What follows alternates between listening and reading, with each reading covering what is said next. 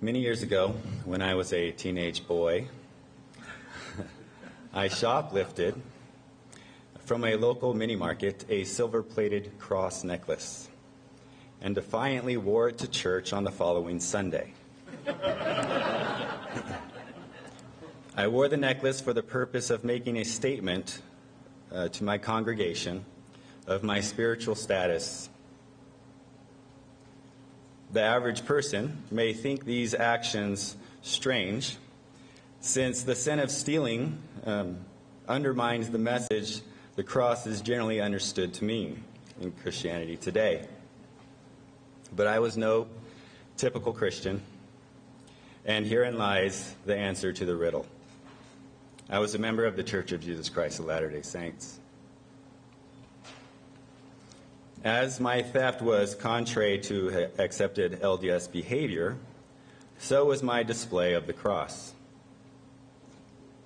Wearing the cross was an act of rebellion against the ecclesiastical authority and teachings of the church. Having grown older and less rebellious and more responsible since my teenage years, I served a full-time mission for the LDS Church. In the early months of my service, I was again confronted with another apparently paradoxical situation related to the Mormon cross taboo. My companion and I were teaching an investigator who was seriously considering the possibility of joining the church. We encouraged him to read the Book of Mormon, seek the Lord's guidance through prayer, and on the following week, with tears in his eyes, he enthusiastically told us that he had received an answer from God to join the church. The night before, he saw in a dream a cross of flames, which to a convert which to a person coming from Catholicism would make sense. But as a missionary, I was very confused, unsure how to respond. All I could do was raise my eyebrows and ask, "Will you be baptized?" I was happy that he accepted the invitation. However, I remained disturbed over the idea that God would answer a prayer with an apostate sign to direct somebody to come toward the church. "What do you think about Gabriel's dream?" I asked my companion. "I don't know, Elder." My companion seemed to be as confused as I was. I eventually stopped being an active believing member of the LDS Church, but my curiosity of the Mormon cross taboo remained, and eventually became the topic of my master's thesis. An expanded version of that will be published soon through John Whitmer Books. There's an image of it right there. Banishing the Cross, the Emergence of a Mormon Taboo.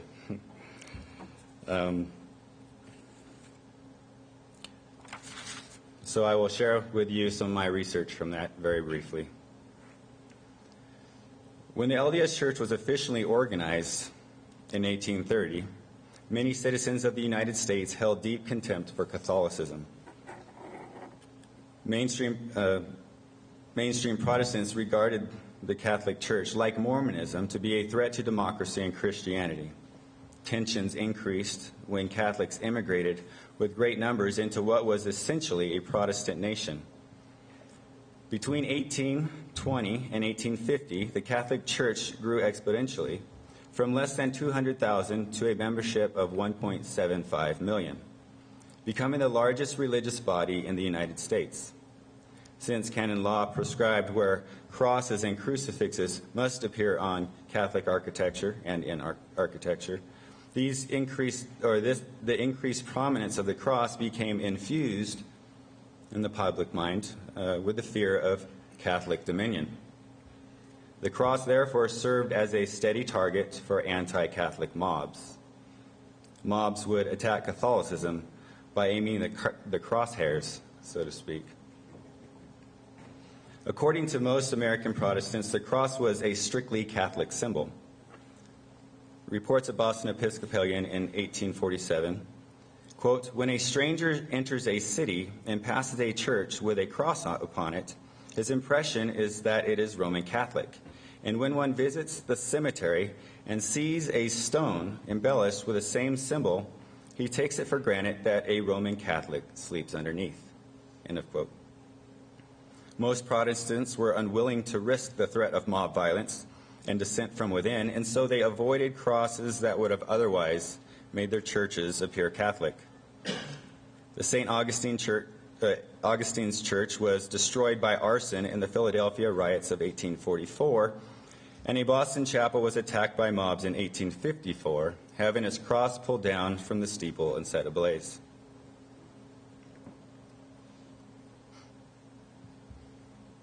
Am I in the way? Okay, hopefully you can see this. It's kind of a faded photograph. The anti-cross paranoia is graphically illustrated in this pamphlet published in Boston in 1855, entitled "The Satanic Plot, Awful Crimes of Popery in High and Low Places."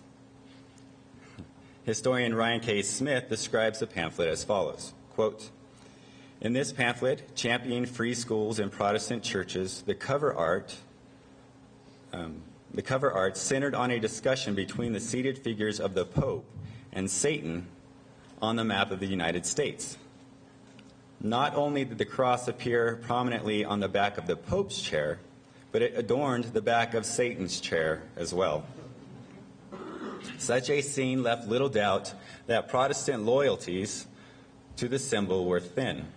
In these and other images, the cross served as a Catholic trademark, a piece of visual shorthand representing the sensual tools of Catholicism and the oppressive authority of the Catholic Church." End of quote. In the light of information like this, some scholars have proposed that early Mormons simply mirrored contemporary Protestant views of the cross, and that they held on to this anti-cross view longer than Protestants due to the fact that they were isolated in Utah when Protestants had become more accepting of it. This conclusion, although interesting and seems to fit very nicely and sounds quite persuasive, however, was not supported by the evidence I gathered in my studies. The earliest negative statements I found dated toward the cross dated between 1877 and 1881. In contrast to this, I found several examples of Mormons actually promoting the symbol of the cross. I found meeting houses built in cruciform designs. Crosses also surrounded windows and attic vents, were illustrated on stained glass windows, engraved on pulpits and gravestones, framed and hung on walls, used decoratively during celebrations, sewn into quilts, drawn as notation symbols, etc. And cross floral arrangements were especially common at funeral services. Here we have a photograph of John Taylor's funeral. There's an anchor and a cross on the left-hand side of the cross. Many saints also wore crosses as jewelry. Here we have Brigham Young's polygamous wife, Harriet Amelia Folsom Young. Several of Brigham Young's daughters wore crosses too, but I'll share one here. Here we have a photo of Nabby Young. See her cross earrings. This one's a little harder to see, but this is Georgia Clausen, daughter of Hiram B. Clausen, was Brigham Young's son-in-law. And Cedar City's first primary president, Mary Ann Corlett Stewart. Hard to see, but if you look closely, it's kind of funny. There's tack holes in the eyes of the photograph. Yeah. Apparently she must not have been a very popular among the primary. I don't know.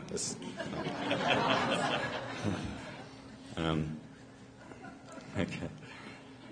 Although cross jewelry was more popular for female members of the church, it wasn't terribly popular, but we do have these photographs that show up with them wearing cross jewelry. Although it's more popular for women, some men also wore crosses on tie tacks and watch chains occasionally.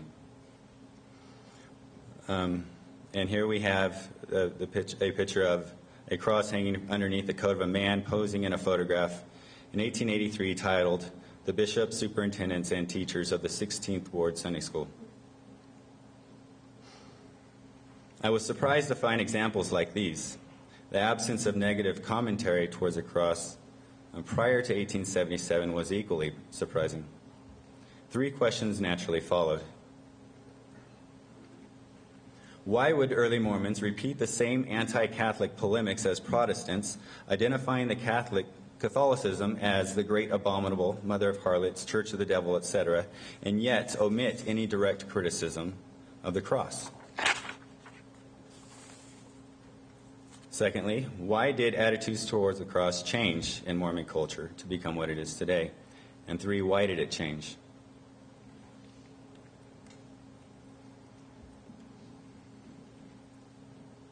Mormonism initially avoided condemning the cross for 3 fundamental reasons, according to my studies. An involvement in folk magic and Freemasonry both encouraged the use of the cross. And third, the pre-Columbian cross is being found in archaeological remains. So in the minds of many saints, this was evidence confirming the authenticity of the Book of Mormon.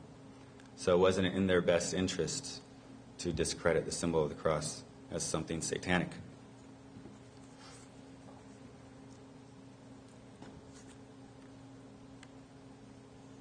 Here we have a slide of the Smith family magic parchments. Here we have a closer photograph of 3 crosses that are found on it. This is related to folk magic, treasure seeking, I guess. But in the magic parchments that are associated with the Smith family, the 3 of them all have crosses on them. They're covered with crosses, actually. And here we have the serpent walking king that Mike Quinn mentioned. You can see, if you look closely, underneath the J and S, an inverted Petrine cross. Now, I believe that this has both magical and Masonic significance associated with the Rod of Aaron. Here's a Masonic serpent staff, a little similar. There are some sources explaining that Masons use these as props, but in Joseph Smith's mind, I think it had magical significance as well. There's plenty of evidence for that.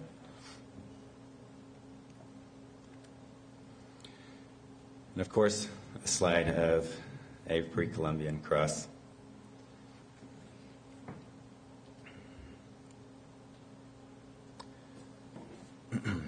Okay, when and why did attitudes toward the cross change?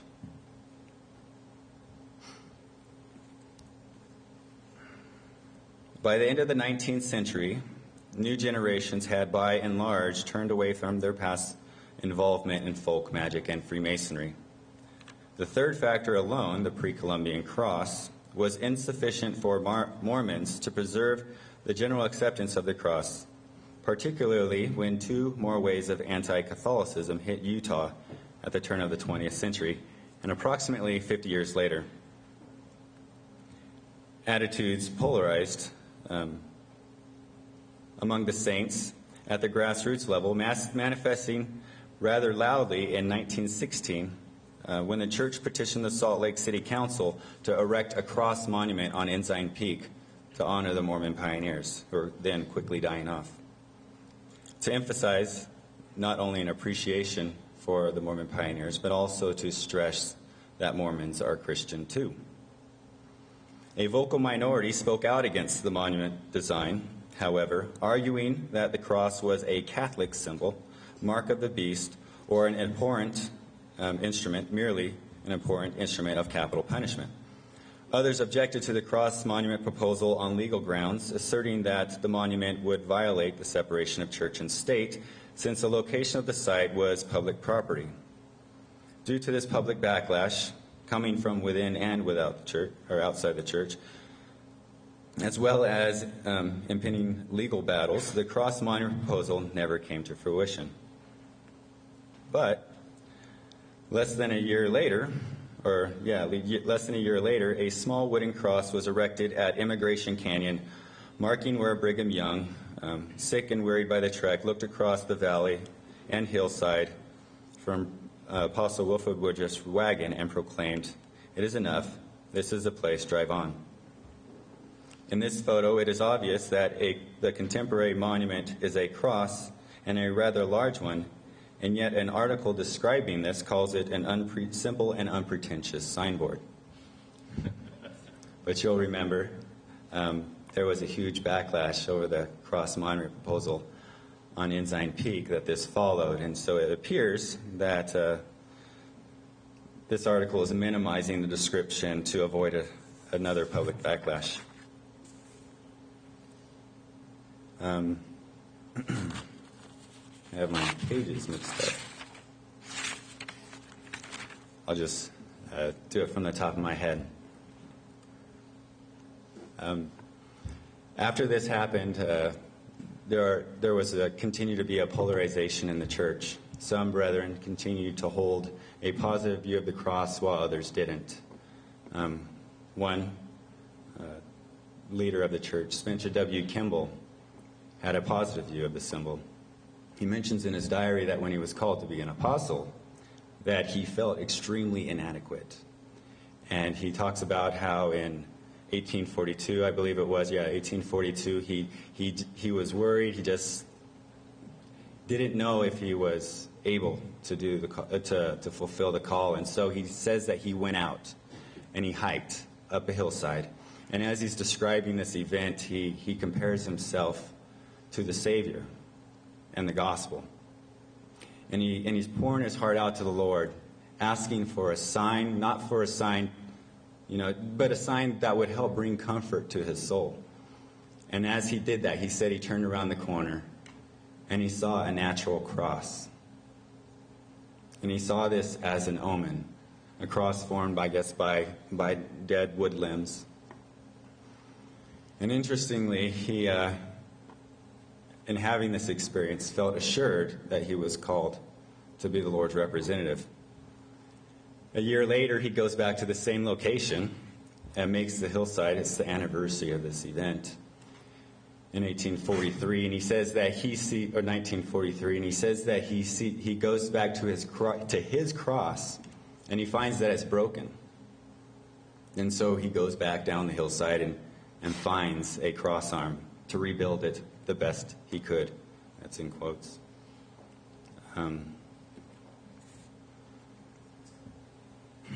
So after this and plenty of other examples, one would think that there would continue to be a polarization in the church, some holding positive views and others negative toward the symbol. But a decade later, another anti-Catholic wave of tension hit the state of Utah, and it is at this time that President David O. McKay institutionalized that taboo for the cross, defining the cross as inappropriate for members. Wearing the cross is a Catholic form of worship, he said. Several church authorities and apologists have since recycled early 19th century Protestant anti-Catholic polemics against the cross to justify this aversion. And these are the exact same arguments that Protestants were circulating generations before. These arguments, coupled with the assumption that the cross taboo has always existed, and has always been prevalent in Mormon culture, helped to perpetuate the aversion into the 21st century. Thank you.